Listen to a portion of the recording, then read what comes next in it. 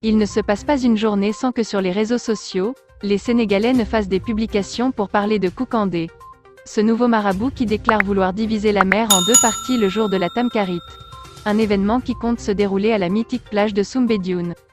Koukandé, un village mystique de Vélingara d'après des recherches effectuées par Buzz Sénégal sur le net, Koukandé est un village situé dans l'ouest du département de Vélingara.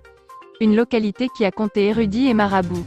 Aujourd'hui, Koukandé est devenu célèbre sous nos cieux depuis qu'un homme aux lentilles bleues et au teint clair, ou fond de teint clair on ne saurait dire, se fait appeler ainsi. Véritable féru des réseaux sociaux et du buzz, Koukandé semble prêt à tout pour capter l'attention des Sénégalais.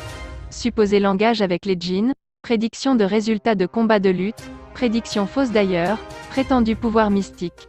Tout y passe. Malgré tout cela, Koukandé reste toujours non crédible aux yeux des Sénégalais qui le comparent le plus souvent à un comédien à la quête effrénée du buzz.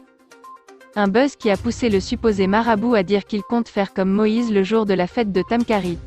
Koukandé jure qu'il séparera la mer en deux. L'événement compte se dérouler à la plage de Soumbédioune. Ce qui est incroyable, ce n'est pas la promesse qu'il a faite. Ce qui est incroyable, c'est que la devanture de la maison est inondée.